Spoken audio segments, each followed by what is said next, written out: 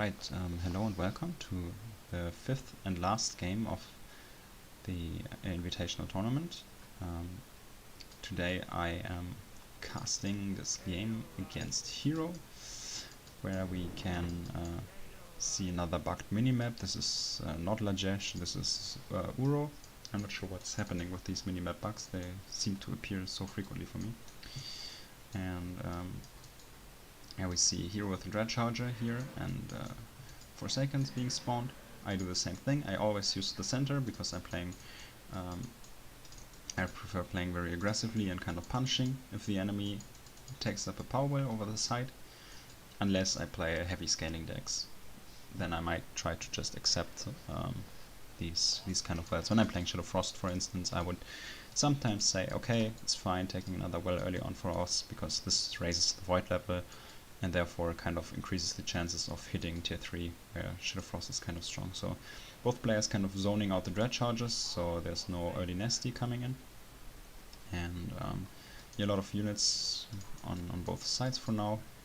If you just watch the score, Hirooo did invest a lot less power by now, but now it also respawns, so both are at kind of the same amount of units. I am like one down, so I decided to Nasty on top, because now we cannot counter Nasty and we get 2 units for this, and this one is damaged, so by now this is kind of worth it because we essentially remove 3 units from the fight. A good idea of focusing the Dazed squad here by Hirooo. I should have been able to micro this though, immediately moving out. Yeah, he immediately switched to the Dazed squad again, but this time I'm doing a better job at microing this, and with this Nasty on the top, hitting 3 units,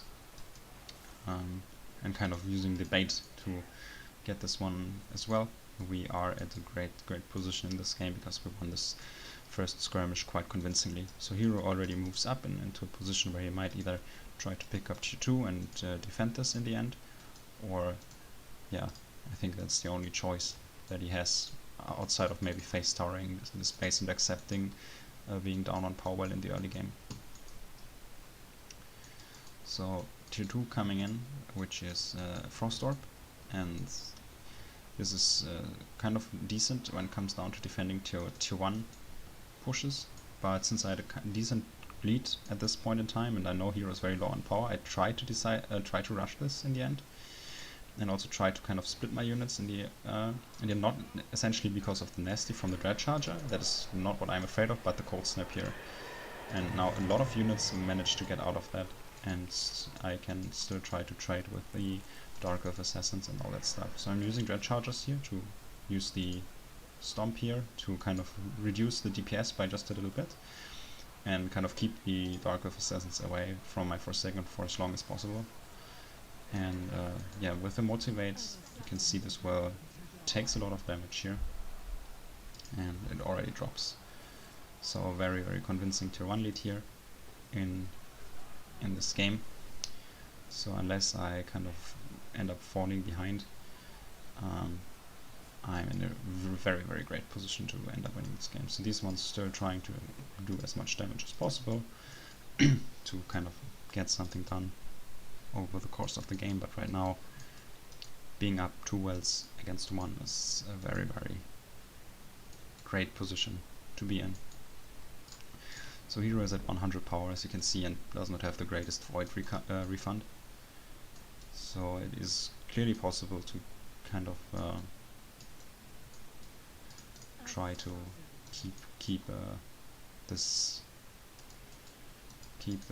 take up this orb and kind of defend this attack. But I think it would be maybe even a little safer and better to keep the tier 1 against tier 2 scenario, because I think this is a little riskier, to be honest. I think Shadow tier 1 has great choices to kind of deflect this type of attack. With Forsaken, Nox Troopers and Dread Chargers, we have perfect counters for Nightcrawlers and Dark Elf Assassins. So if this game is closer, this might have been a mistake that costs this kind of monument, and that kind of loses you a lot of tempo in the game. But yeah, so he's going for a triple frenzy, so this might even still drop. So yeah, basically what I meant. So I lose tempo by this. This is really not necessary. I think I had a great position, and I still had a lot of opportunities to get to tier 2 later on with the Dread Charger. And yeah, in the end I ended up losing this monument. But I rebuilt this, and in the end it is still worth it for me, and I'm still in a better position because I had this power well for the entire time during this attack, so that will grant me extra power. And right now we are playing Shadow Nature into Lost Souls on a 2-well base. This is essentially what you want. Like, Shadow Nature really wins the game on such low power numbers.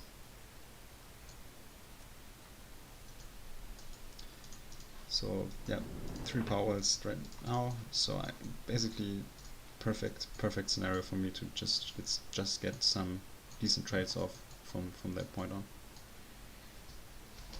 Because for the next 3 minutes, the power pickup is just, this is the idea. You basically just lower. Since I'm ahead, I'm kind of forcing him to pick up this 3rd power on his own. This lowers the overall void level for the next 3 minutes.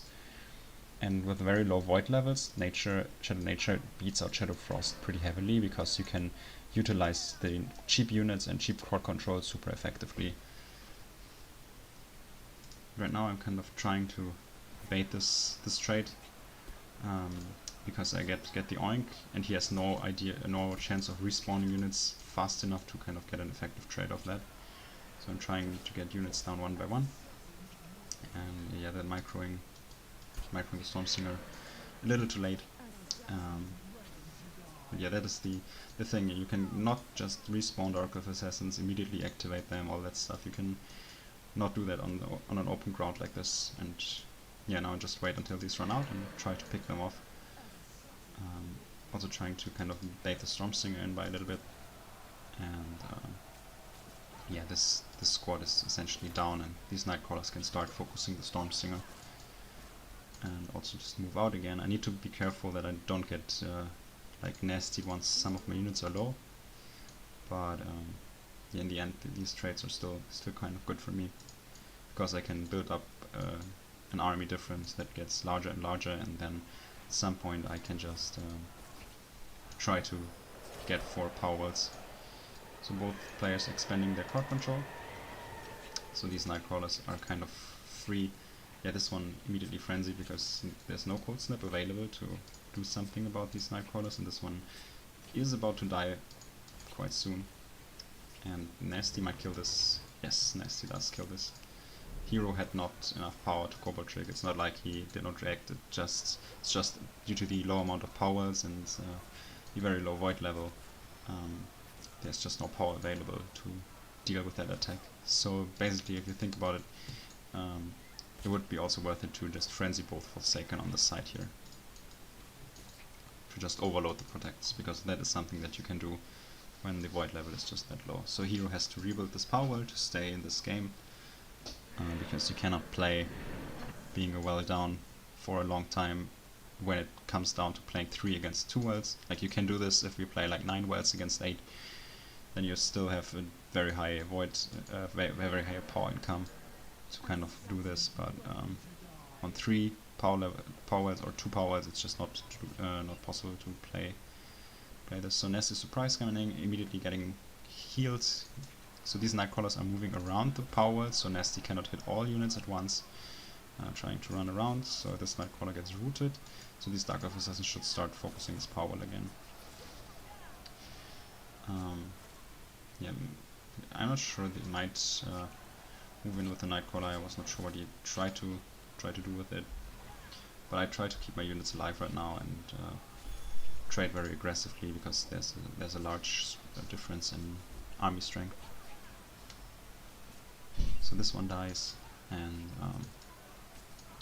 now there is like no chance of getting out of this position anymore for the Shadow Frost player, because of the power difference, and also the kind of usability of Curse of Oink and Sand Roots that really deals with the Nightcrawlers and potentially Hurricane against the Logolf Assassins. So another motivate, trying to support this Nightcrawler as well. And yeah, he realizes that this game was lost. So in the end, I won the series 3-2, and was a great tournament. Was fun to play. I had 3 really good best of 5s that were really nice to play against very good opponents. So yeah, very nice tournaments. Sadly, we didn't see all the replays yet. I hope that we can kind of get to see the other best of 5s at some point, because this tournament took place a long time ago, and I kind of try to sort of upload all the replays simultaneously once the casts were coming, but I don't know, it got delayed for some reason, so I ended up casting all these replays by now. So yeah, I hope you kind of liked the tournament games, and yeah, thanks for watching, and see you in the next video.